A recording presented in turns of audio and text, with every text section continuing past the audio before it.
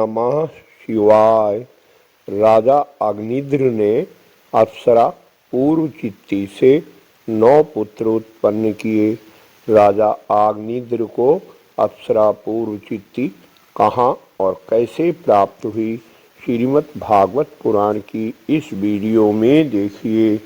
श्री सुखदेव जी कहते हैं, पिता प्रियव्रत के तपस्या में संलग्न हो जाने पर उनकी आज्ञा का अनुसरण करते हुए राजा अग्निद्र जम्बूद्वीप की प्रजा का धर्म अनुसार पुत्रवत पालन करने लगे।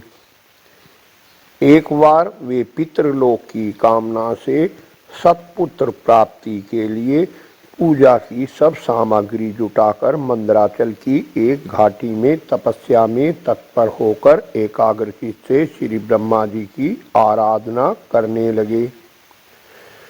आदिदेव ब्रह्मा जी ने उनकी अभिलाषा जान ली, अतः अपनी सभा की गायिका पूर्वचित्ती नाम की अप्सरा को उनके पास भेज दिया। पूर्वचित्ती की विलासपूर्ण गति, क्रीड़ा चापल्य, लज्जा, पाद विन्यास की शैली से पद पद पर उसके चरण नूपुरों की झंकार हो उठती थी। उसकी मनोहर ध्वनि सुनकर राजा अग्निद्र ने समाधि योग द्वारा मुदे हुए अपने नेत्रों को कुछ कुछ खोलकर देखा तो पास ही उन्हें वह अप्सरा दिखाई दी। राजा अग्निद्र ने उससे पूछा, तुम कौन हो? प्रियवर, तुम्हारा भोजन क्या है जिसके खाने से तुम्हारे मुख से हवन सामग्री की सी सुगंध फैल रही है? मालूम होता है कि तुम विष्णु भगवान की कला ही हो, इसलिए तुम्हारे कानों में कभी पलक ना मारने वाले मकर के आकार के 2 कुंडल हैं। तुम्हारा मुख एक सुंदर सरोवर के समान है, उसमें तुम्हारे चंचल नेत्र भय से कांपती हुई 2 मछलियों के समान, दंत पंक्ति हंसों के समान और घुंघराली अलकावली भौरों के समान शोभायमान हैं। मित्र, कहीं विश्व विस्तार की इच्छा से ब्रह्मा जी ने ही तो मुझ पर कृपा नहीं की है। सचमुच तुम ब्रह्मा जी की प्यारी देन हो। अब मैं तुम्हें नहीं छोड़ सकता। तुमने तो मेरे मन और नैन ऐसे उलझ गए हैं कि अन्यत्र जाना ही नहीं चाहते। सुंदरी, तुम्हारा जहाँ मन हो मुझे भी वहीं ले चलो, मैं तो तुम्हारा अनुचर हूँ। राजा अग्निद्र देवताओं के समान बुद्धिमान और स्त्रियों को प्रसन्न करने में बड़े कुशल थे। उन्होंने रति चातुर्यमयी मीठी मीठी बातों से उस अप्सरा को प्रसन्न कर लिया।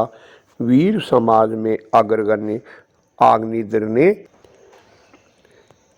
उसके गर्भ से नाभि, किमपुरुष, हरिवर्ष, इलाव्रत, रम्यक, हिरण्यमय, कुरु, भद्राशव और केतुमान नाम के 9 पुत्र उत्पन्न किए। फिर पूर्वचित्ती ने उन्हें राजभवन में ही छोड़कर ब्रह्मा जी की सभा में उपस्थित हो गई। अग्निद्र के ये पुत्र माता के अनुग्रह से स्वभाव से ही सुडौल और सबल शरीर वाले थे। अग्निद्र ने जम्बूद्वीप के विभाग करके उन्हीं के समान नाम वाले 9 वर्ष अर्थात भूखंड बनाए और एक एक पुत्र को सौंप दिया। तब वे सब अपने अपने वर्ष का राज्य भोगने लगे।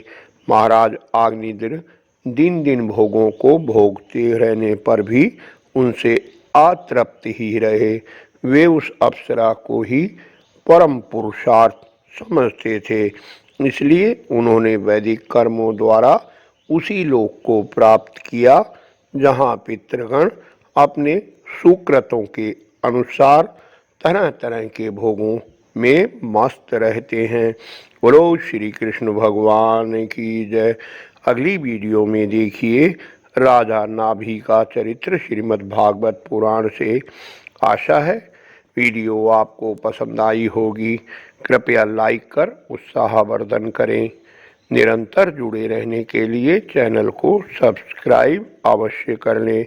धन्यवाद। आपका कल्याण हो।